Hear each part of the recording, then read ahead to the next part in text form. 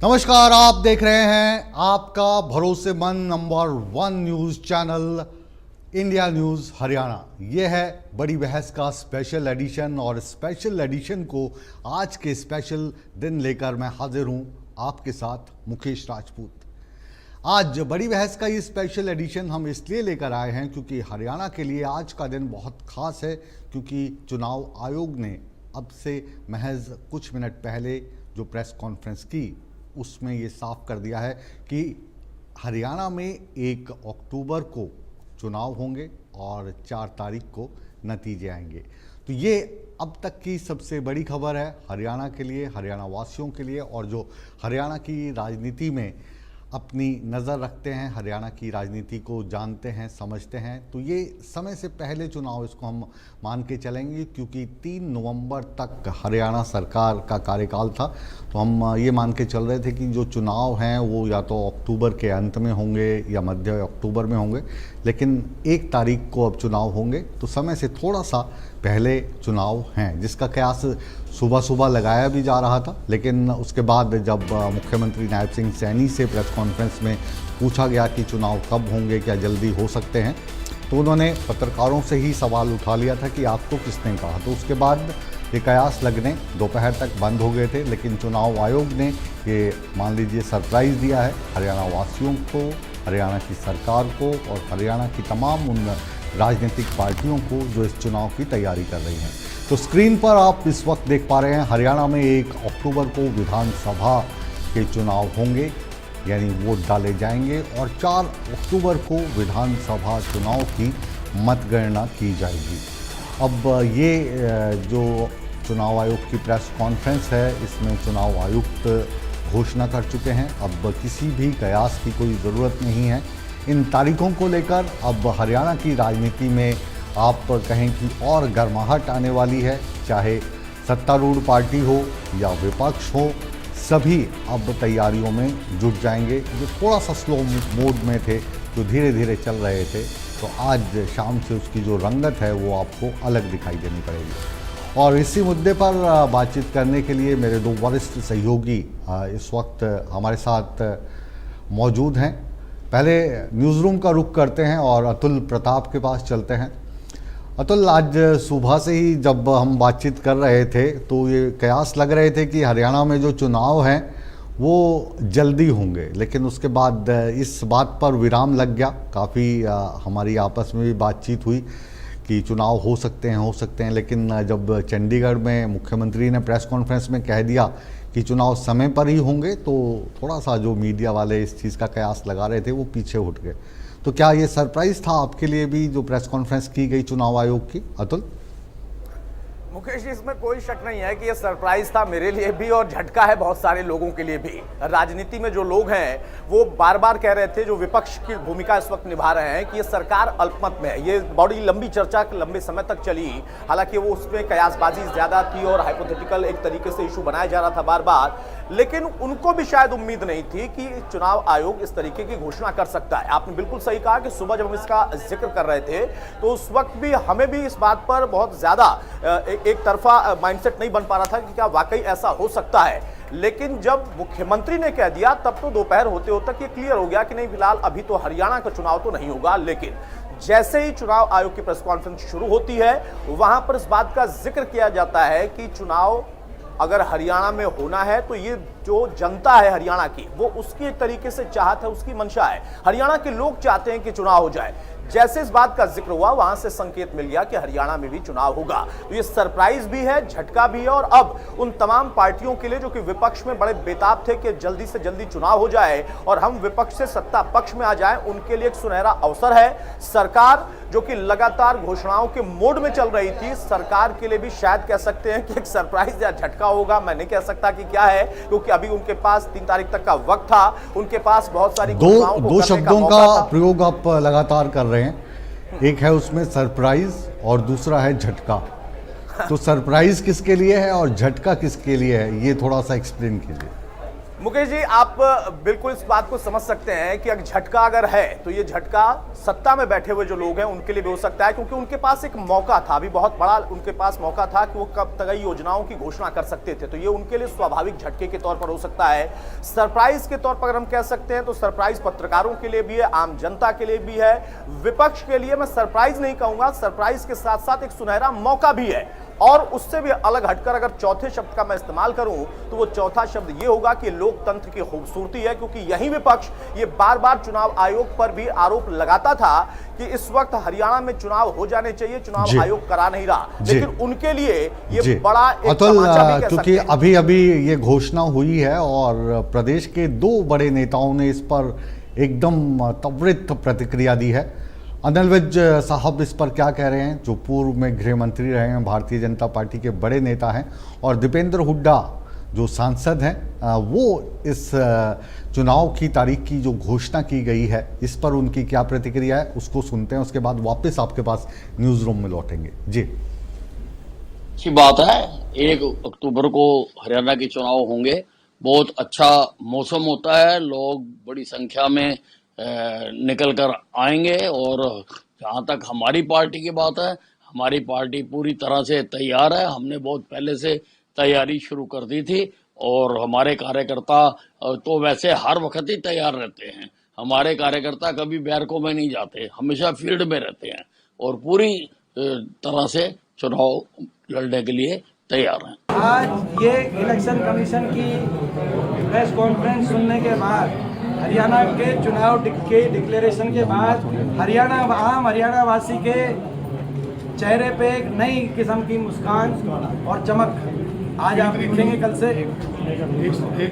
और ये जो नॉन स्टॉप सरकार कह रहे बीजेपी नॉन स्टॉप, इस नॉन स्टॉप कुछ नहीं है। जैसे मैंने कहा, ये नॉन स्टॉप जो नारा बीजेपी ने दिया है, ये नॉन स्टॉप बेरोजगारी, नॉन स्टॉप महंगाई, नॉन स्टॉप भ्रष्टाचार, नॉन स्टॉप नशा और फुल स्टॉप विकास की सरकार पे फुल स्टॉप लगाने का आज।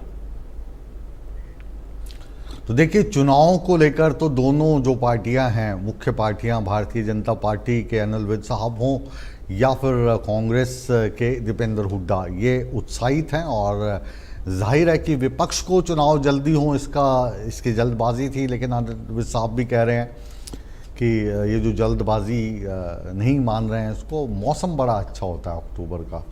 तो अनिल विज साहब को मौसम बहुत सुहावना लग रहा है। अतुल, इस सुहावने मौसम के पीछे भी राजनीति के अंदर तो कई बातें हैं, लेकिन क्या वाकई जो भारतीय जनता पार्टी के नेतागण हैं उनको ये अक्टूबर का मौसम ज़्यादा सुहावना लग रहा है? क्योंकि नवंबर तक तो गाड़ी खींची जा सकती थी इसी सरकार से।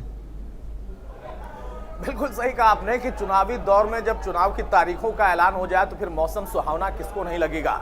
जिनको नहीं लगेगा वो भी कहेंगे कि नहीं मौसम बहुत सुहाना है। सत्ता में बैठे लोग, जिनके पास मैं बार बार कह रहा हूं कि अभी और अवसर था कई घोषणाओं को करने का, जनता के बीच में जाने का, उनके लिए ऐलान करने का, और वो हो भी रहा था, वो भी कह रहे हैं कि नहीं हमारी भी पूरी तैयारी, और इसमें कुछ भी अटपटा नहीं है, कुछ भी ऐसा नहीं है जिससे हम असहज हो जाएं। चुनाव की तारीखों का ऐलान किया गया है तो बड़ी स्वागत है इसका, और मौसम सुहाना है।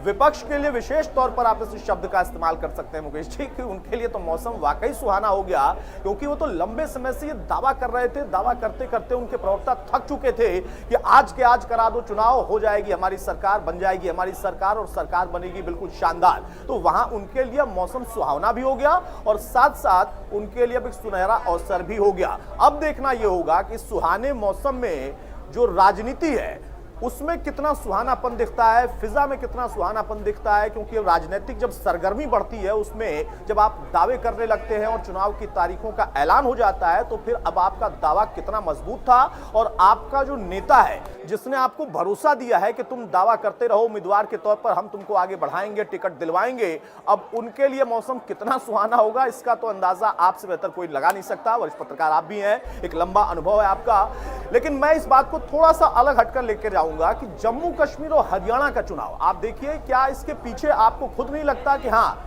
ये एक रणनीति का भी हिस्सा हो सकता है। चुनावी गणित में आप देखिए, धारा 370 हटने के बाद जम्मू कश्मीर का जब चुनाव है, उसके साथ हरियाणा का चुनाव है, ये कुछ चीजें हैं जो कि कनेक्ट अगर करें तो बात बहुत दूर तक जाएगी और फिर वहां पर मौसम सुहाना कितना होगा इसका अंदाजा आप लगा सकते हैं। मुकेश जी, आपको लगता है कि जो धारा 370 वाला जो मसला है वो हरियाणा का जो वोटर है जो रोहतक में वोट डाल रहा होगा, नारनौल में जो वोट डाल रहा होगा, चरखी दादरी में जो वोट डाल रहा होगा या कनीना महेंद्रगढ़ में वोट डाल रहा होगा, उसको धारा 370 वाली चीज़ प्रभावित करेगी या जो स्थानीय मुद्दे हैं वो हावी रहेंगे?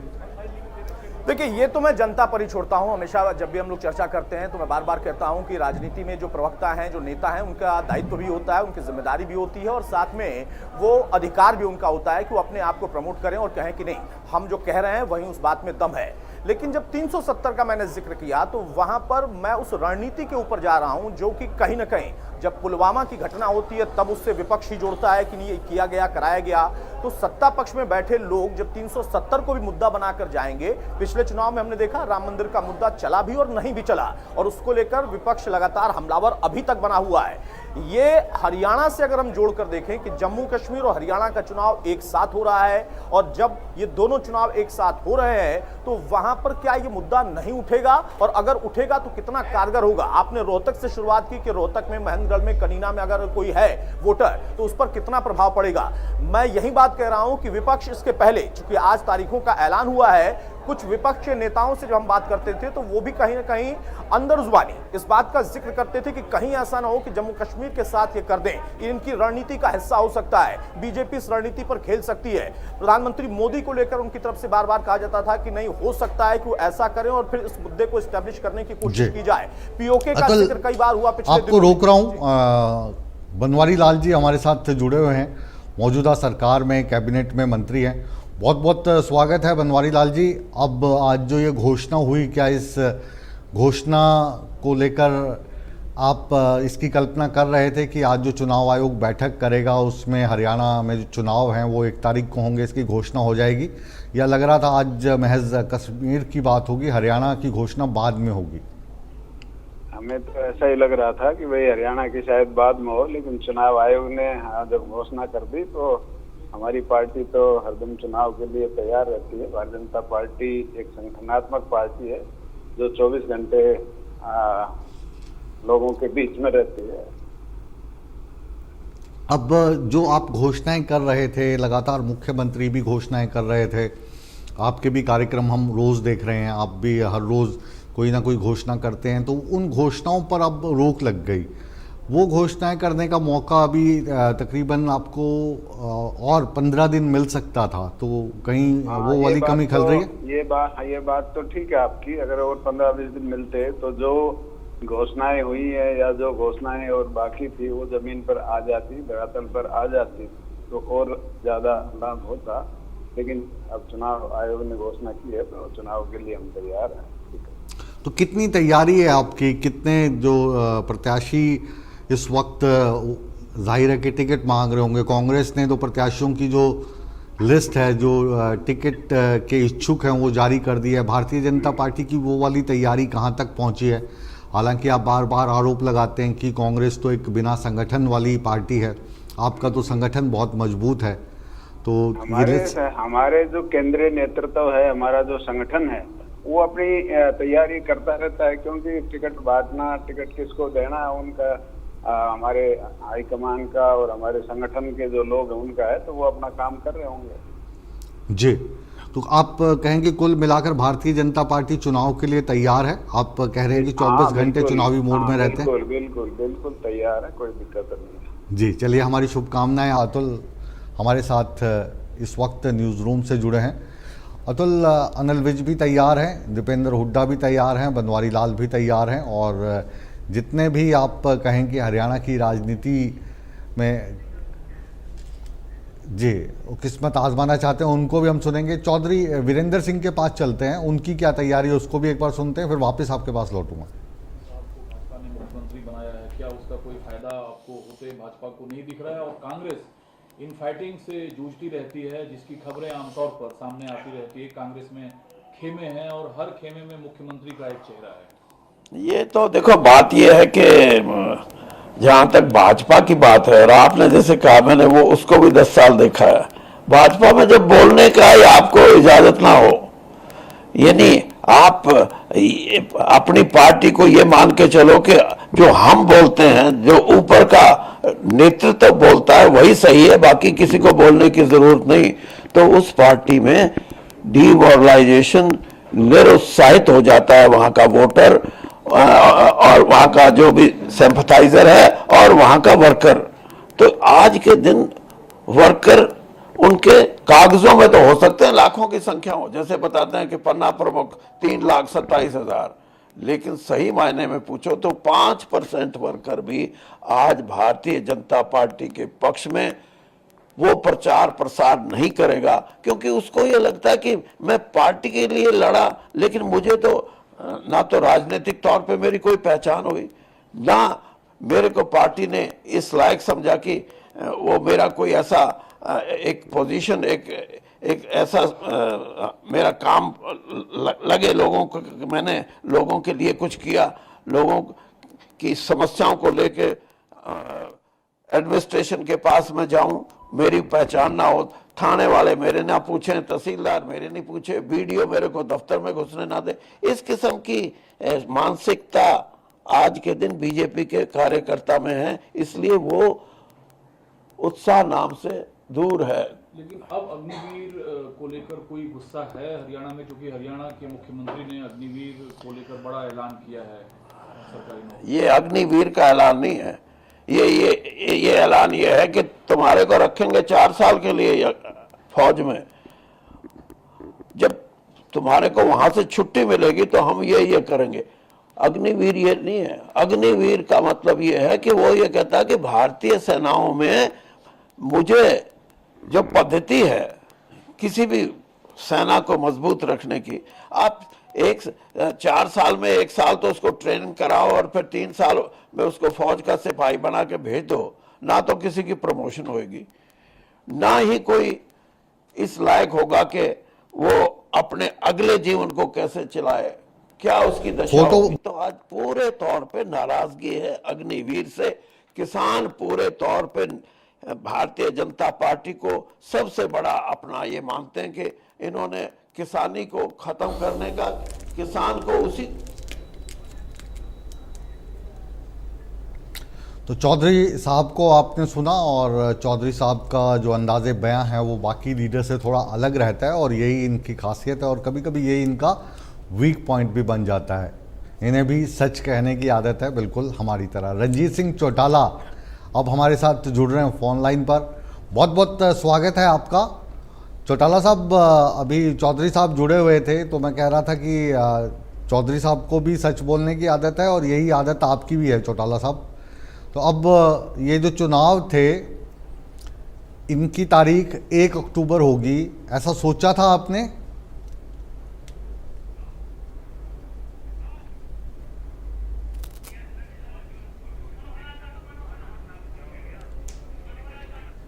जी, आपसे वापस जुड़ते हैं। पूर्व मुख्यमंत्री मनोहर लाल खट्टर हरियाणा में तीसरी बार भारतीय जनता पार्टी की सरकार बनना सुनिश्चित है, क्योंकि कांग्रेस ने जिस प्रकार के गलत काम 10 साल की अपनी सरकार में किए थे, वो आज भी जख्म जो है वो भूले नहीं है हरियाणा की जनता।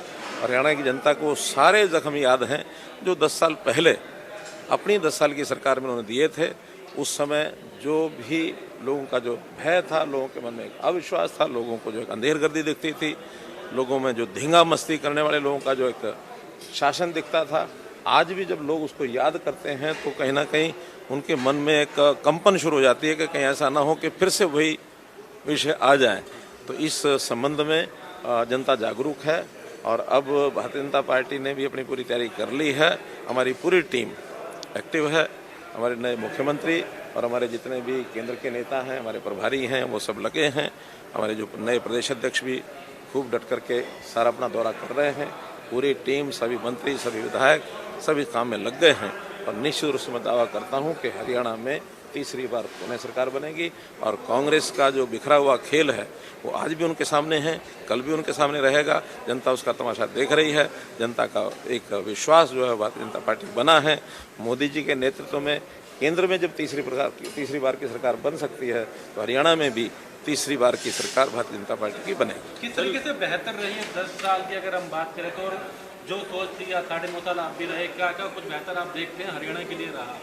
देखिए, हरियाणा में हर वर्ग को और एक सुविधा जो मिली है, हरियाणा को जो ईज ऑफ लिविंग के नाते से उसका रहन सहन सुखी हुआ है, जो उसके कभी भी लंबी लंबी कतारों में जाना पड़ता था, हर समय लॉ एंड ऑर्डर की स्थिति को फेस करना पड़ता था, हर समय उसको जो महंगाई को झेलना पड़ता था, इन सब चीज़ों से मुक्ति मिली है। और हरियाणा अपने आप में लोगों को जो खुशहाली हरियाणा की आई है उसका लाभ मिला है। हरियाणा आज देश के सब बड़े प्रांतों में बहुत अव्वल स्थान पर खड़ा है। हरियाणा का व्यक्ति आज उसको परेशानी ये नहीं है कि वहाँ जो भी कोई बात सरकार करती है उसको कोई कठिनाई आने वाली है, वरना हमारे सब पड़ोसी जो प्रदेश हैं जिस प्रकार की योजनाएं बनाते हैं, जिसकी घोषणाएं करते हैं, वो बाद में पूरी होती नहीं है। खास करके कांग्रेस शासित राज्यों में या कांग्रेस ने जब चुनाव लड़ा उसमें जो भी नई नई घोषणाएं की उसमें से कोई पूरी ना तो पहले हुई है ना आगे होने की कोई संभावनाएं हैं। तो इसलिए एक यानी जिसको कहना चाहिए कि ऐसी ऐसी बातें कांग्रेस के लोग बोल जाते हैं कि जनता को उसका विश्वास ही नहीं होता है। अब जैसे उन्होंने बोला था पहले लोकसभा के चुनाव में कि हर परिवार, हर व्यक्ति, एक महिला या पुरुष जो गरीब है उसके खाते में 1 लाख रुपए सब में जाएगा। और मैंने अपने उस समय भी कहा था कि देश का सारा बजट भी जो है खत्म हो जाएगा अगर 1 लाख रुपए डालेंगे। जनता को सब पता है, तो बाकी सब क्या करेंगे। इसलिए लोक लुभावनी नारे जो देते हैं, पहले कभी हो सकता है जनता विश्वास करती हो, लेकिन पिछले 10 साल पहले जब उन्होंने 2013 में भी घोषणाएं की थी तब भी जनता ने विश्वास नहीं किया था। उसके बाद भी लगातार वो जनता को कोई ना कोई हवा दिखाते रहे, तब भी विश्वास नहीं किया। इस बार भी जो भी कुछ कहते हैं उसके ऊपर जनता का भरोसा नहीं है। सर, एक सवाल है, लोकसभा चुनाव के बाद जो नतीजे आए थे उसके बाद बीजेपी और कितनी तैयारियों में जुटी है और आगे कितना तैयारी की जरूरत है? देखिए, लोकसभा चुनाव में ठीक है कि हमें एक जो सेटबैक लगा था और उसका कहीं ना कहीं भारतीय जनता पार्टी में एक बूस्ट आया है लोगों में कि हमें अगर छोटी मोटी कमी भी रहेगी तो उसका नुकसान हो सकता है। उसके बाद भारतीय जनता पार्टी का कार्यकर्ता दोबारा से एनर्जाइज होकर के आगे बढ़ा है। आज हर क्षेत्र के अंदर भारतीय जनता पार्टी के कार्यकर्ता का उत्साह, मनोबल ये बढ़ा हुआ है। धन्यवाद सर।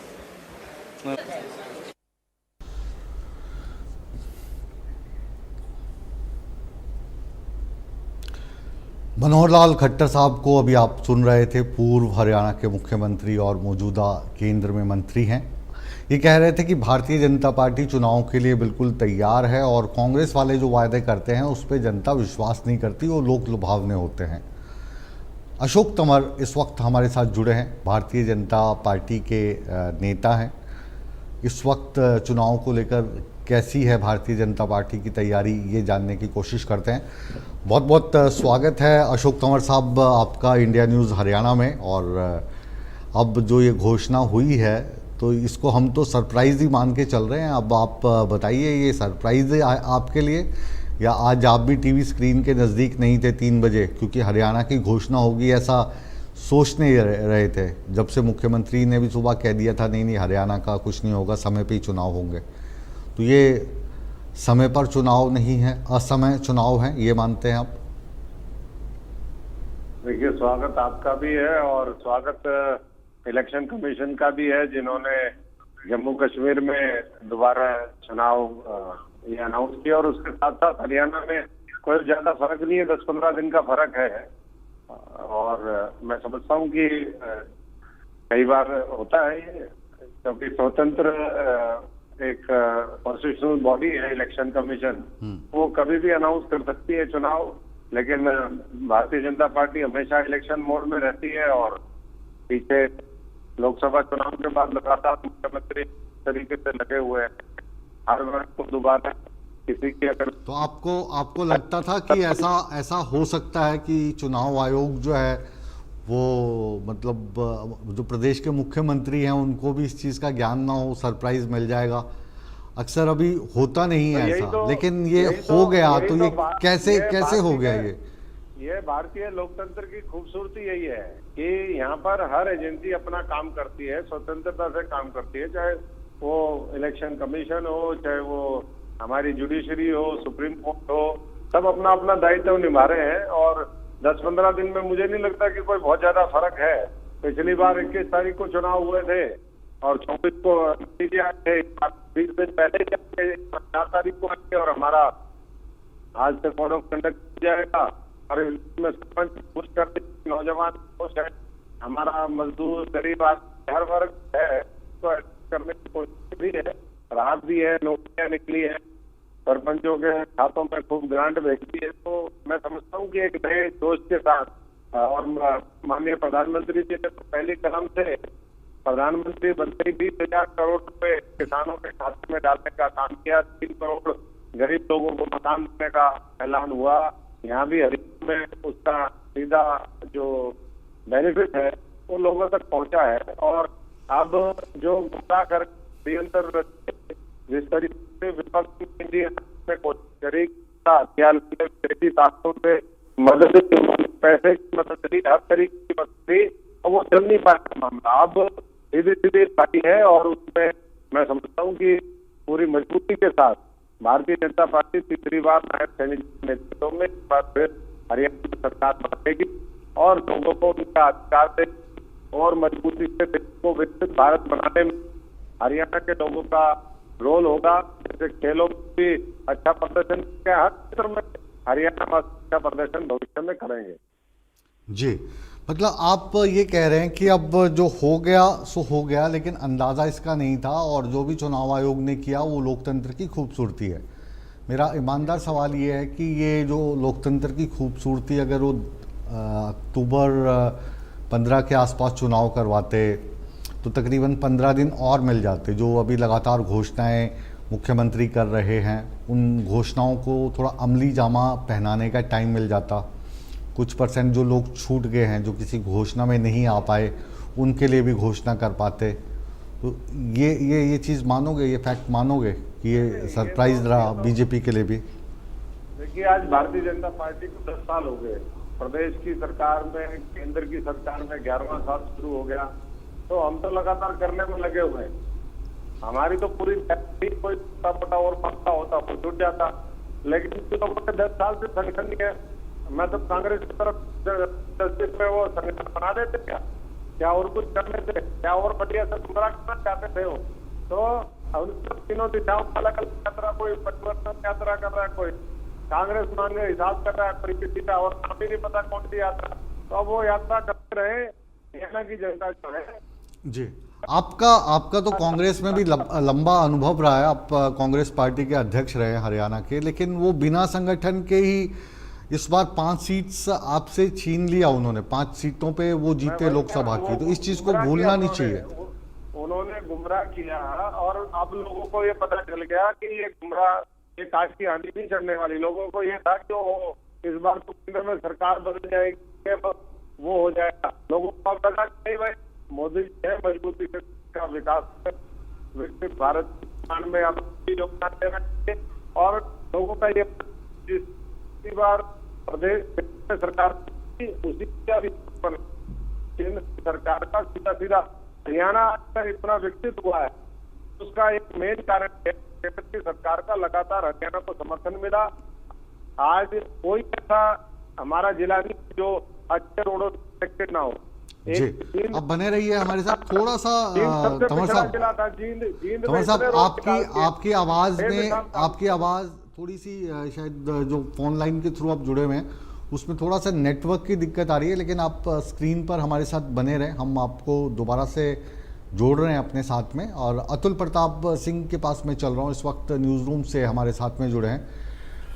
अतुल, अब ये बात तो सही है कि जो समय जिस तरीके से सत्तारूढ़ पार्टी सोच रही थी वो समय थोड़ा सा कम लग रहा है। 10-15 दिन का झटका तो सरकार को लग गया है। और जिस तरीके से मुख्यमंत्री सुबह बयान दे रहे थे तो उस वक्त ये भी लग रहा था कि चुनाव नहीं होंगे, लेकिन अगर मुख्यमंत्री को ही इस चीज़ का ज्ञान नहीं था कि आज घोषणा हो सकती है, तो फिर इस बार सरप्राइज़ तो इलेक्शन कमीशन ने रखा है। इस चीज़ पर यकीन किया जा सकता है।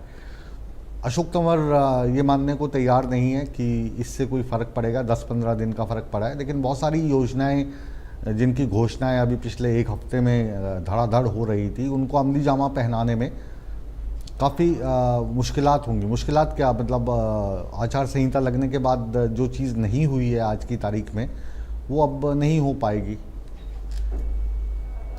बिल्कुल सही बात है कि आचार संहिता लगते ही, चुनाव की तारीखों का ऐलान होते ही जो घोषणाएं, और खासतौर से आपने कहा कि पिछले एक हफ्ते में जो ताबड़तोड़ घोषणाएं हो रही थी और इसके वजह से विपक्ष बड़ा बेचैन हो रहा था, तो वो पूरी तो नहीं हो पाएंगी। और अभी इसी वजह से जो विपक्ष की बेचैनी थी वो तो कम से कम शांत कर दी है सरप्राइज देकर चुनाव आयोग ने, कि भाई आपको हमने सरप्राइज दे दिया, आप चुनाव की तैयारी करके बैठे थे, अब हमने मौका भी दे दिया, तारीख का ऐलान कर दिया, अब सरकार कोई घोषणा कर नहीं सकती और जो ताबड़तोड़ एक हफ्ते के अंदर घोषणा की है उसको भी अमली जामा पहना नहीं सकते हैं, उस पर आगे नहीं बढ़ सकते। तो विपक्ष के लिए बिल्कुल सुनहरा अवसर है। अशोक तंवर से जब आप बातचीत कर रहे थे तो अशोक तंवर मानने को तैयार नहीं है। ठीक इसी तरीके से बीजेपी के तमाम नेता ये बात कहेंगे। अनिल विज को भी आपने सुनाया कि हम चुनावी मोड के लिए पहले से तैयार थे, कभी भी चुनाव हो बीजेपी हमेशा चुनाव के लिए तैयार रहती है, 365 दिन हम चुनावी मोड में होते हैं और ये विपक्ष उन पर आरोप भी लगाता है। दूसरी तरफ अगर चुनाव थोड़ा पहले हो गया है तो भी हमारे ऊपर कोई प्रभाव नहीं पड़ेगा, हम अपनी रणनीति के साथ, अपने कार्यकर्ताओं के साथ, अपने पदाधिकारियों के साथ मंथन चिंतन लगातार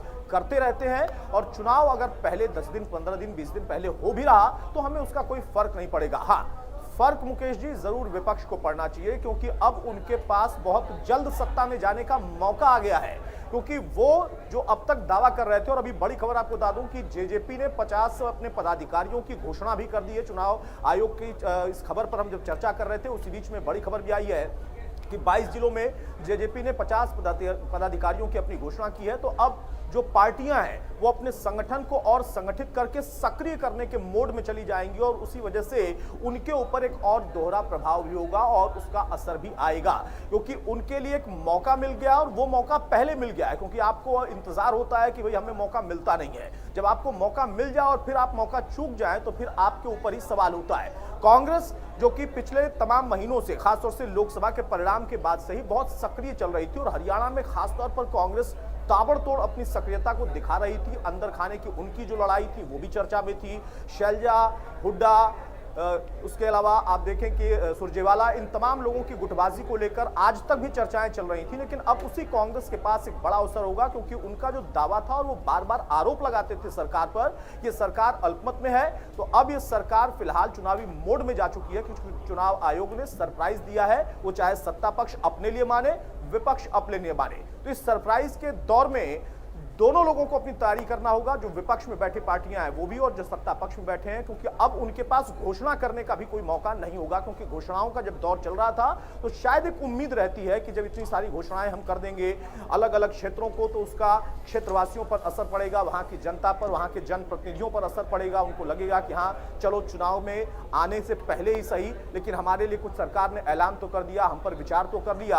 आपने देखा कि कैसे किसानों के मुद्दे पर एमएसपी कानून को लेकर जो लगातार लड़ाई चल रही थी, उसमें एमएसपी रेट पर जो फसल है उसकी खरीदी में हरियाणा पहले भी अग्रणी था 14 से, लेकिन अब 24 फसलों में चला गया। ये अपने आप में एक ऐसा मुद्दा था जिसको विपक्ष ने उठाया था, लेकिन अतुल आप हमारे साथ बने रहें, एक छोटा सा ब्रेक ले रहे हैं और ब्रेक के बाद फिर इस बड़ी बहस को हम आगे बढ़ाएंगे।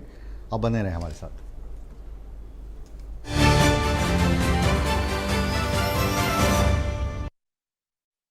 जॉइंट पेन के लिए डॉक्टर ऑर्थो ऑयल के अमेजिंग रिजल्ट सबको पता है, पर क्या आपको पता है कि पुराने और ज्यादा बिगड़े दर्द के लिए डॉक्टर ऑर्थो ऑयल के साथ साथ डॉक्टर ऑर्थो कैप्सूल्स को भी रेगुलर यूज करना चाहिए। ये कोई टेम्पररी पेन किलर नहीं, आयुर्वेदिक औषधि है। चुनाव की हर खबर सबसे पहले दिखती है इंडिया न्यूज हरियाणा पर। सही और सटीक जानकारी के साथ खबरों के लिए हम देखते हैं सिर्फ इंडिया न्यूज हरियाणा। खबरों के लिए हम देखते हैं सिर्फ इंडिया न्यूज हरियाणा। खबरों की धार और सही विश्लेषण के लिए सबकी पहली पसंद है इंडिया न्यूज हरियाणा। खबर मतलब इंडिया न्यूज हरियाणा।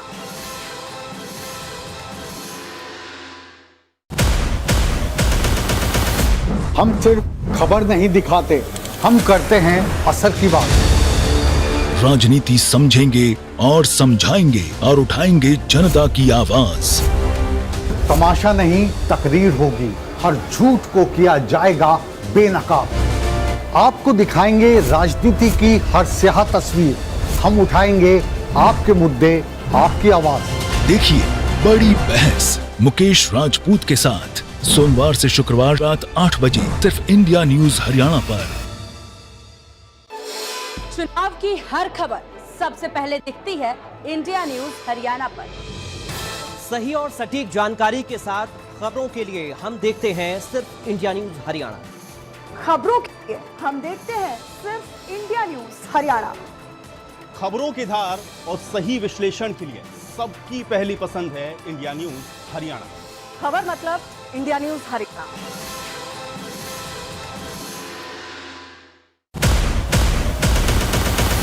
हम सिर्फ खबर नहीं दिखाते, हम करते हैं असर की बात। राजनीति समझेंगे और समझाएंगे और उठाएंगे जनता की आवाज। तमाशा नहीं, तकरीर होगी, हर झूठ को किया जाएगा बेनकाब। आपको दिखाएंगे राजनीति की हर स्याह तस्वीर, हम उठाएंगे आपके मुद्दे, आपकी आवाज। देखिए बड़ी बहस मुकेश राजपूत के साथ सोमवार से शुक्रवार रात 8 बजे सिर्फ इंडिया न्यूज हरियाणा पर। चुनाव की हर खबर सबसे पहले दिखती है इंडिया न्यूज हरियाणा पर। सही और सटीक जानकारी के साथ खबरों के लिए हम देखते हैं सिर्फ इंडिया न्यूज हरियाणा। खबरों के लिए हम देखते हैं सिर्फ इंडिया न्यूज हरियाणा। खबरों की धार और सही विश्लेषण के लिए सबकी पहली पसंद है इंडिया न्यूज हरियाणा। खबर मतलब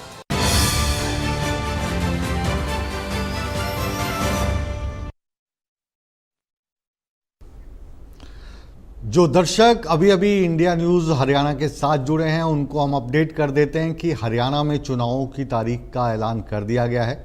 हरियाणा में चुनाव 1 अक्टूबर को होंगे और 4 अक्टूबर को नतीजे आ जाएंगे। यानी हरियाणा की जो मुख्यमंत्री की कुर्सी है वो 4 अक्टूबर को तय हो जाएगी कि मौजूदा सरकार इसमें तीसरी बार सत्ता में आएगी या फिर जो विपक्ष लगातार संघर्षरत है उसकी जो तारीख है वो 4 रखी गई है। जी आइए अब एक बार रुक करते हैं सीधा। भारी जीत के साथ हरियाणा के अंदर दोबारा से हम सरकार बनाने वाले हैं और हमें यकीन है क्योंकि हमारे मुख्यमंत्री नायब सिंह सैनी जी जिस तरीके से एक फ्लेक्सिबल रवैया अपना रहे हैं, जनता के बीच में रहते हैं, रात को 2-2, 3-3 बजे तक काम करते हैं, उसके रिजल्ट्स हमारे को ज़रूर मिलने वाले हैं। कुछ चुनौतियां भी होंगी, जाहिर है ऑब्जर्व की होंगी इस दौरान एनालिसिस होने वाला था तो पहले से तारीखों का, तो जाहिर है कि पार्टी अपना कुछ आत्ममंथन भी चीज़ों को करती है। देखिए क्या चुनौतियां अगर समझना चाहें आप? भारतीय जनता पार्टी के अंदर आत्ममंथन अगर आप कहते हैं तो ये हर दूसरे स्टेप पर होता है। हम हर बार अपनी गलतियों को पकड़ते हैं, फिर अपनी गलतियों में सुधार करते हैं और क्या बेहतर किया जा सकता है इसके लिए हम पूरी तरह से फ्लेक्सिबल रहते हैं। लेकिन मैं आपको बताना चाहता हूँ कि भारतीय जनता पार्टी में जब तक हरियाणा के अंदर सरकार होती है तो जनता के लिए। और आइए अब रुक करते हैं न्यूज़ रूम का। अतुल प्रताप सिंह हमारे साथ जुड़े हैं। तो अतुल, न्यूज़ रूम में जो ताज़ा तरीन खबरें आ रही हैं उनसे जो दर्शक अभी अभी हमारे साथ जुड़े हैं, जो रिएक्शंस मिल रहे हैं, इनको अपडेट कर दीजिए। बिल्कुल मुकेश जी, जैसा मैंने आपको बताया कि जैसे ही चुनाव के तारीखों का ऐलान हुआ है उसके बाद से जो रिएक्शंस हैं वो लगातार आ रहे हैं। एएनआई हमने अपने तमाम दर्शकों को वो सुनाया कि कैसे अभी राजू जेटली की प्रतिक्रिया आप सुना रहे थे। इसके साथ साथ दिल्ली में, चूंकि आम आदमी पार्टी हरियाणा में बहुत सक्रिय है, तो वहां पर दिल्ली में भी आम आदमी पार्टी के भी तमाम नेताओं के रिएक्शन आने शुरू हो गए हैं, मंत्रियों के रिएक्शन आने शुरू हो गए हैं। और इस वक्त जो मौजूदा स्थिति है वो यही है कि एक सरप्राइज जब मिला है तो उसके बाद अब रणनीति कैसे बनेगी। दिल्ली आना जाना शुरू हो चुका है। कांग्रेस के तमाम नेता हमारे साथ, हमारे ब्यूरो चीफ दीपक जब पहले जुड़े थे तो उन्होंने जानकारी भी दिया था कि बहुत सारे नेता दिल्ली का रुख कर रहे हैं, तो दिल्ली में मंथन चिंतन का दौर शुरू हो जाएगा। आपने मनोहर लाल जी की प्रतिक्रिया सुनाई, अनिल विज की प्रतिक्रिया सुनाई। उन लोगों की तरफ से भी कहा गया कि हम चुनाव के लिए तैयार हैं और चुनाव आयोग ने जब तारीखों का ऐलान कर दिया है तो अब इस पर कोई इफ्फट की बात रह नहीं गई। आप बने रहे हमारे साथ। आपके साथ साथ मैं अब विपिन परमार को भी साथ में जोड़ रहा हूँ। इंडिया न्यूज़ हरियाणा के इनपुट एडिटर हैं और चंडीगढ़ में इस वक्त हैं। विपिन, बड़ी बहस में अब जो बहस हम सुबह कर रहे थे तो सुबह सबसे पहले इस चीज़ को फ्लैग करने वाले आप थे कि आज जो है वो चुनाव की घोषणा हो सकती है, लेकिन हम शंका जाहिर कर रहे थे कि आज मुश्किल है, आज नहीं होगी, आज कश्मीर की होगी।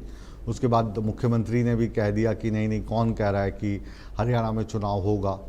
तो सुबह की जो आप कहें गट फीलिंग थी वो ठीक साबित होगी आपकी? देखिए बिल्कुल मुकेश जी, कहीं ना कहीं ना केवल गट फीलिंग बल्कि खुद मुख्यमंत्री भी कहीं ना कहीं इस पशुपेश में थे, क्योंकि उनको भी ये लग रहा था कि तय समय पर चुनाव होंगे और इसको लेकर जो है वो कहीं ना कहीं भारतीय जनता पार्टी भी तैयार नहीं थी। सरप्राइजिंग, शॉक, झटका, ये तीन शब्द हैं जिसको ये कि इन तमाम चीजों को जो है कहीं ना कहीं सार्थक करते नजर आ रहे हैं, क्योंकि जिस तरीके से घोषणा की गई, क्योंकि आपके पास अभी भी समय था। पिछली बार 25 सितंबर को नोटिफिकेशन हुआ था, 12 अक्टूबर को जो है वो मतदान हुआ था, लेकिन इस बार जो है 12 अक्टूबर तक बात नहीं गई है। 4 अक्टूबर को नतीजे आ जाएंगे, यानी कि ये स्पष्ट हो जाएगा कि आखिर प्रदेश में किसकी सरकार बनेगी। अब ऐसे में जो कि जिस तरीके से भारतीय जनता पार्टी को ये लग रहा था कि शायद तय समय पर चुनाव हो, जिस तरीके से जो टाइम पीरियड वो अपना सेव कर चल रहे थे, जिसमें कि घोषणाएं हो सकती थी, आगे की रणनीति तैयार हो सकती थी, अब आपके पास काउंटडाउन जो है वो शुरू हो चुका है, यानी कि उल्टी गिनती शुरू हो चुकी है, क्योंकि आपके पास मात्र 20 से 22 दिन रहते हैं जब आपकी नामांकन की प्रक्रिया जो है उसकी शुरुआत हो जाएगी। अब आपको उसके भीतर ही, चाहे वो कांग्रेस हो, चाहे वो भारतीय जनता पार्टी हो, चाहे जजपा हो, इनेलो हो, आम आदमी पार्टी हो, इसी टाइम अंतराल के बीच में आपको कैंडिडेट्स चुनने हैं और कैंडिडेट्स के सिलेक्शन में भी, क्योंकि पार्टियां समय लगाती हैं ये तय करने में कि कौन सा कैंडिडेट जिताऊ हो सकता है, इसी के साथ साथ जीत को लेकर रणनीति आपको बनानी है। तो जो समय आपको मिल सकता था, जो जिसकी उम्मीद आप लोग कर रहे थे या पॉलिटिकल पार्टियां कर रही थी, वो अब समय जो है वो निकल चुका है। अतुल भी आपके साथ जुड़े हुए हैं स्क्रीन पर, परमार अतुल भी आपके साथ जुड़े हुए हैं, तो लबोलबाब आप दोनों हमारे वरिष्ठ सहयोगी हैं। क्या निकाला जाए जो दिल्ली में, गुरुग्राम में और जो आज चंडीगढ़ में जो माहौल होगा, जो भारतीय जनता पार्टी के नेता हैं, जो कांग्रेस के नेता हैं, जेजेपी के, इनेलो के नेता हैं, इनकी जो प्रतिक्रियाएं मिल रही हैं, मतलब आश्चर्यचकित करने वाली मिल रही हैं, चाहे ये मुंह से, जुबान से कुछ भी बोल रहे हों, लेकिन बॉडी लैंग्वेज कुछ और कर रही है। अतुल, बिल्कुल सही कहा आपने। जैसा विपिन में भी बता रहे थे कि ये जो सत्ता में बैठे हुए लोग हैं उनके लिए हम कह सकते हैं कि वाकई झटका है, क्योंकि आप सत्ता में बैठे हैं, आपके पास समय है, आपके पास घोषणाओं करने का मौका है, घोषणा आप लगातार कर भी रहे हैं, विपक्ष इससे बेचैन हो रहा था। अब अचानक से अगर पाबंदी लग जाती है, और खुद आज मुख्यमंत्री ये कहते हैं, पत्रकारों से ही उन्होंने पूछ लिया था कि आपसे किसने कहा है, तो उसके बाद से चर्चा बंद होनी शुरू हो गई थी, लेकिन फिर भी अंदर खाने लग रहा था कि कुछ ऐसा होगा। लेकिन जैसे ही प्रेस कॉन्फ्रेंस शुरू होती है चुनाव आयोग की, और जब इस बात का जिक्र किया जाता है कि आम जनता चाहती है, हरियाणा की जनता चाहती है, तो वहां पर विपिन का यह कहना बिल्कुल सटीक है कि झटका है उन लोगों के लिए जो लोग सत्ता में बैठे थे, लेकिन अब विपक्ष के लिए सरप्राइज, सुनहरा अवसर है उनके लिए जो कि इतने बेचैन थे सत्ता में आने के लिए, जनता की सेवा करने के लिए। वो कह रहे थे कि नहीं, ये वाली पार्टी जो सत्ता में बैठी है सेवा कर नहीं पा रही है, हम आएंगे, हम ही सेवा करेंगे। तो अब उनके सेवा करने में उनको पहले मौका मिल गया है, तो जब वो सेवा करने के लिए उनको पहला मौका मिल गया, पहले मौका मिल गया है, तो उनके लिए सरप्राइज है, और इस सरप्राइज से उनको खुश होना चाहिए, वो खुश हैं भी। लेकिन अब मंथन चिंतन का दौर दोनों ही तरफ शुरू हो गया है, यानी जो सत्ता में बैठे हैं और जो विपक्ष में बैठे हैं। जो सत्ता के लोग हैं अब वो रणनीति बनाएंगे कि हम अगर पहले चुनाव में जा रहे हैं और अब हमें जनता के बीच में जाना होगा, तो कहीं अगर कोई नाराजगी है, कहीं कोई विषय है, कहीं कोई इस तरीके का मुद्दा है जो कि जनता इस वक्त उनके खिलाफ सोच रही है उस मुद्दे पर, तो उनको कैसे मनाएंगे, कैसे उनके साथ उनको आगे लेकर जाएंगे, या कहेंगे कि हमें एक बार फिर से आप मौका दीजिए, हम आएंगे तो ये मुद्दा खत्म कर देंगे, या फिर कुछ और मुद्दे भी उठेंगे, ये भी देखना होगा। वापस लौटता हूं आपके पास अतुल, आप लगातार स्क्रीन पर हमारे साथ बने हुए हैं। विपिन के पास हम चल रहे हैं। विपिन, अब सभी जो नेता, जो रिएक्शंस मिल रहा है या अपने इंडिया न्यूज़ हरियाणा में हमारे साथ जुड़ रहे हैं, वो कह रहे हैं कि हम पूरे तरीके से तैयार हैं। बनवारी लाल जी कह रहे थे हम तो 24 घंटे इलेक्शन के मोड में रहते हैं। लेकिन ये जो इलेक्शन का मोड है, क्योंकि आप लगातार हरियाणा के अलग अलग हिस्सों में रिपोर्टिंग के लिए भी जाते हैं, तो कौन कौन सी पार्टियां हैं जो आपको लग रही थी कि आज की तारीख में 16 अगस्त के दिन वो इलेक्शन मोड में पूरे तरीके से आ चुकी हैं, या आज घोषणा के बाद शुरुआत होगी इसकी? देखिए मुकेश जी, शायद 6 से 7 दिन पहले हम मॉर्निंग मीटिंग में डिस्कशन कर रहे थे, उस समय भी ये खबर आ रही थी कि हरियाणा में इलेक्शन जो है वो प्रीपोन हो सकते हैं, और आपने उस समय एक बात कही थी कि इलेक्शन कमीशन जब तक पत्रकार वार्ता नहीं करता है या तारीखों का ऐलान नहीं करता है, तब तक इस बात को लेकर तस्दीक जो है वो नहीं की जा सकती है। और यही माइंडसेट तमाम पॉलिटिकल पार्टियों का था, उनको भी यही लग रहा था कि उनके पास अभी भी 20 से 25 दिन या 25 से 30 दिन बाकी बचे हुए हैं, चाहे वो कांग्रेस पार्टी हो, चाहे जननायक जनता पार्टी हो, भारतीय जनता पार्टी जो कि सत्ता पक्ष की पार्टी थी, या फिर आम आदमी पार्टी की बात करें, क्योंकि तमाम पार्टियां चुनावी मोड में आ तो रखी हैं। आप रैलियां कर रहे हैं, आप यात्राएं कर रहे हैं, लेकिन जो असल चुनावी मोड रहता है, यानी कि कैंडिडेट्स का सिलेक्शन, समितियों का गठन करना, स्क्रूटनी कैसे होगी आपका, आप कौन से कैंडिडेट चुनोगे, आप किस तरीके से जनता के बीच में जाओगे, आपकी मैनिफेस्टो कमेटी क्या होगी, उस पर किसी पार्टी की ओर से काम नहीं किया गया। ये बिल्कुल कहा जरूर जा रहा है, लेकिन वो जो एंग्जाइटी फैक्टर रहता है ना, एक झटके वाला, एकाएक आपको पता चलता है कि आपका एग्जामिनेशन है और इस तारीख को है, आपके पास प्रिपरेशंस के लिए इतना समय बाकी है, तो वो एंग्जाइटी का फैक्टर, वो जो एक घबराहट दिल में रहती है, वो तमाम पॉलिटिकल पार्टियों, नेताओं के दिल में जरूर होगी कि अभी तैयारी जो है वो मात्र 10% हम कह सकते हैं कि 100 में से 10% पॉलिटिकल पार्टियों की ओर से तैयारी चुनाव के रिलेटेड जो है वो की गई थी। फिलहाल की अगर बात करें तो कांग्रेस यात्रा निकाल रही है, भारतीय जनता पार्टी ये सोच रही थी, क्योंकि खुद मुख्यमंत्री का ये कहना था कि अभी तय समय पे चुनाव होंगे, तो अभी कई प्रोजेक्ट्स थे जिनको लेकर चर्चा हो रही थी, जिनका उद्घाटन हो सकता था, जिनकी घोषणा हो सकती थी, लेकिन वो तमाम चीजें पीछे छूट गई हैं। अब आप सीधे सीधे जनता के दरवाजे पर, इसी से जुड़ा एक सवाल मैं आपसे लेना चाहता हूं विपिन, कि जो घोषणाएं हो गई हैं उनमें से कुछ की तो जैसे गजट नोटिफिकेशन हो गई, एक जो कच्चे कर्मचारी थे उनको सुरक्षा गारंटी दी गई, उसकी नोटिफिकेशन तो आ गई, लेकिन बहुत सारी घोषणाएं ऐसी हैं जो कर दी गई हैं आश्वासन के तौर पर, उनकी गजट नोटिफिकेशन अभी नहीं हो पाई है।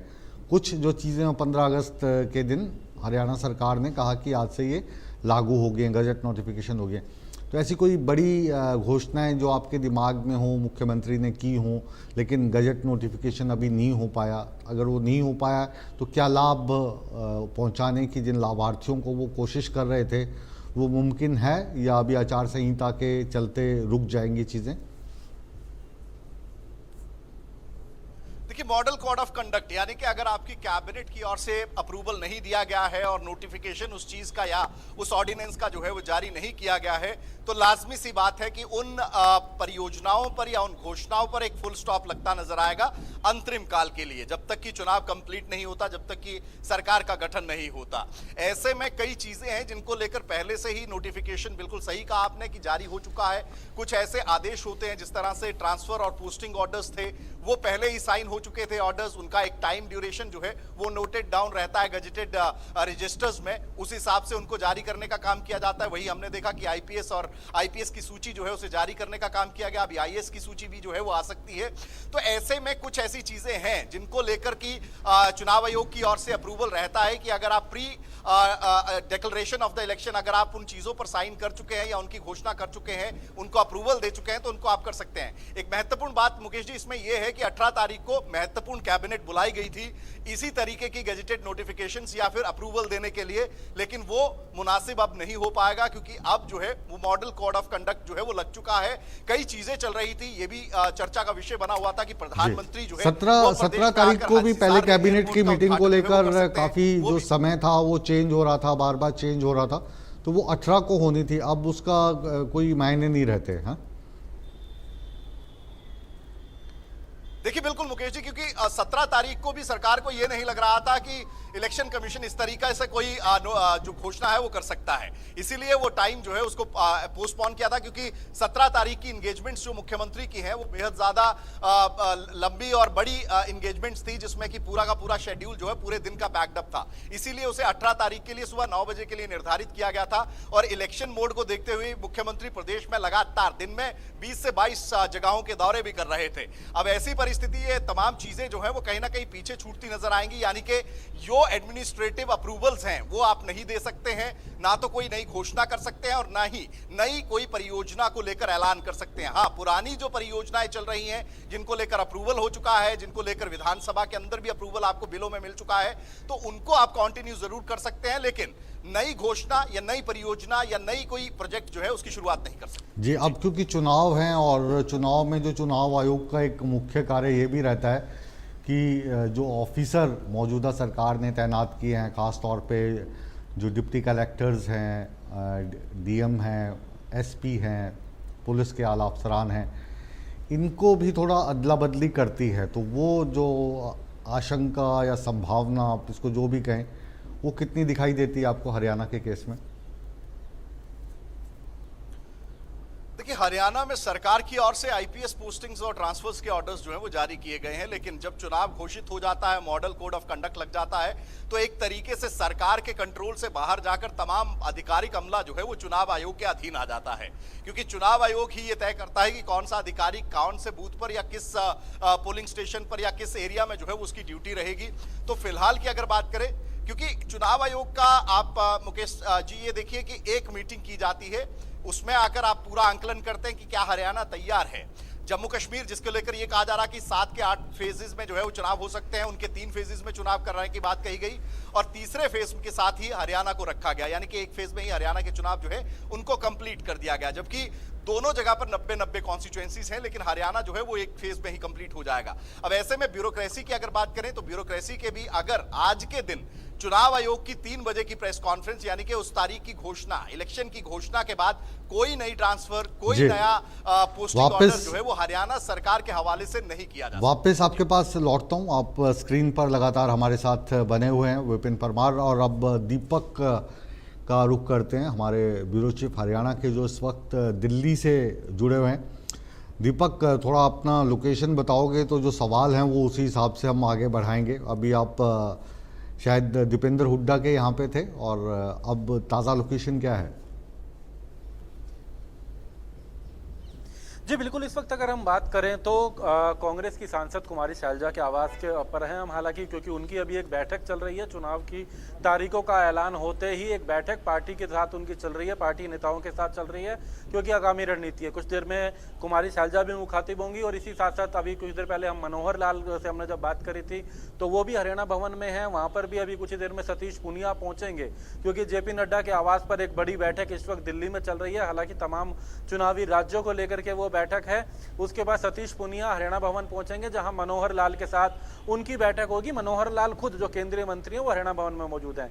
लेकिन फिलहाल हम कुमारी शैलजा के आवास पर हैं। यहाँ हालांकि अभी कुमारी शैलजा की एक वर्चुअल बैठक पार्टी के नेताओं से चल रही है, कांग्रेस की रणनीति को लेकर के। हालांकि भूपेंद्र सिंह हुड्डा ने चंडीगढ़ में प्रेस वार्ता करी, अपनी तमाम बातें रखी, लेकिन साथ ही साथ क्योंकि अब चुनाव की तारीखों का ऐलान है, तो ऐसे में सबसे ज्यादा नजर अब दिल्ली पे रहने वाली है, क्योंकि जो उम्मीदवार हैं वो दिल्ली से तय होंगे। चलिए दीपक, आपसे भी जो हम सवाल पूछ रहे हैं, नेता जो स्क्रीन पर कह रहे हैं, आपके माइक के आगे जो बयान दे रहे हैं, उसको एक तरफ रखते हैं, बॉडी लैंग्वेज की बात करें। अभी आपने बताया कि आप मनोहर लाल खट्टर साहब के वहाँ पर थे, पूर्व मुख्यमंत्री हैं हरियाणा के, अब केंद्र में मंत्री हैं, बैठक अब लेंगे हरियाणा का। तो ये जो आज सरप्राइज गिफ्ट रहा चुनाव आयोग की तरफ से, उसको लेकर उनकी बॉडी लैंग्वेज कैसी थी, और तुलना करें दीपेंद्र हुड्डा की बॉडी लैंग्वेज की और इस वक्त आप शैलजा कुमारी की हैं, तो दो मुख्य पार्टियां जो आज की घोषणा को वो किस तरीके से ले रही हैं? जी बिल्कुल, अब कहीं ना कहीं चिंता का जरूर दौर है इस वक्त भारतीय जनता पार्टी के लिए। एक बड़ी चुनौती है, चुनौती इसलिए कि अभी वो 1 महीना और मान करके चल रहे थे, क्योंकि 1 महीना पहले, तकरीबन 35 दिन पहले चुनाव की तारीखों का ऐलान हो गया। हालांकि कल कैबिनेट की बैठक भी तय थी, लेकिन अब उसमें क्योंकि अब कोई फैसला तो हो नहीं सकता, इसलिए उस कैबिनेट की बैठक को लेकर के अब कोई औचित्य नहीं रहेगा, थोड़ी देर में स्थिति स्पष्ट होगी। लेकिन साथ ही साथ जब हम कांग्रेस की बात करते हैं तो भूपेंद्र सिंह हुड्डा के हमने देखा कि किस तरीके से आश्वस्त नजर आए, दीपेंद्र हुड्डा को देखा किस तरीके से आश्वस्त नजर आए, और साथ ही साथ बैठकों का दौर भी शुरू कर दिया। ये बैठकों का दौर सबके लिए है। कांग्रेस की बैठक इस वक्त चल रही है, कुमारी शैलजा वर्चुअल एक बैठक में जुड़ी हुई है, जो पार्टी के नेताओं के साथ बैठक कर रही हैं इस वक्त अगर बात करें तो। चलिए दीपक, आपको भी वो जो बैठकें चल रही हैं, बहुत महत्वपूर्ण बैठकें हैं, उनको कवर करना है, और विपिन को भी काफ़ी सारा जो इस वक्त चंडीगढ़ में गर्मा गर्मी चल रही होगी वो देखनी है। तो आप दोनों का बड़ी बहस में आप जुड़े, आपसे हमने राब्ता कायम किया। हम आपका इस बड़ी बहस के स्पेशल एडिशन में फ़िलहाल धन्यवाद करते हैं, लेकिन आप बड़ी बड़ी खबरों पर नज़र बनाए रखिए और इंडिया न्यूज़ हरियाणा को भेजते रहिए। बहुत बहुत शुक्रिया दीपक और विपिन परमार आपका। बड़ी बहस के इस स्पेशल एडिशन को अब यहीं पर हम विराम देते हैं, लेकिन आप कहीं मत जाइए। बड़ी बहस के बाद भी इंडिया न्यूज़ हरियाणा पर लगातार आपको अपडेट किया जाता रहेगा, क्योंकि यहाँ पर खबरों का सिलसिला लगातार बदस्तूर जारी है। बने रहें हमारे साथ।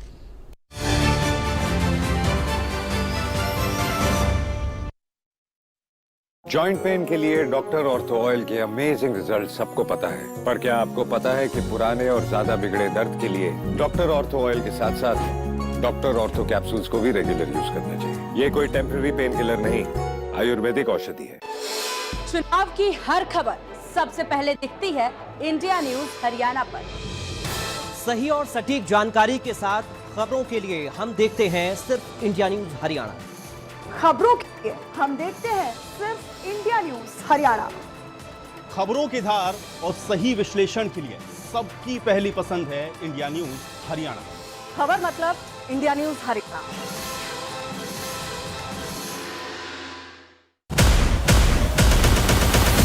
हम सिर्फ खबर नहीं दिखाते, हम करते हैं असर की बात। राजनीति समझेंगे और समझाएंगे और उठाएंगे जनता की आवाज। तमाशा नहीं, तकरीर होगी, हर झूठ को किया जाएगा बेनकाब। आपको दिखाएंगे राजनीति की हर स्याह तस्वीर, हम उठाएंगे आपके मुद्दे, आपकी आवाज। देखिए बड़ी बहस मुकेश राजपूत के साथ सोमवार से शुक्रवार रात 8 बजे सिर्फ इंडिया न्यूज हरियाणा पर। चुनाव की हर खबर सबसे पहले दिखती है इंडिया न्यूज हरियाणा पर। सही और सटीक जानकारी के साथ खबरों के लिए हम देखते हैं सिर्फ इंडिया न्यूज हरियाणा। खबरों के लिए हम देखते हैं सिर्फ इंडिया न्यूज हरियाणा। खबरों की धार और सही विश्लेषण के लिए सबकी पहली पसंद है इंडिया न्यूज हरियाणा। खबर मतलब इंडिया न्यूज हरियाणा।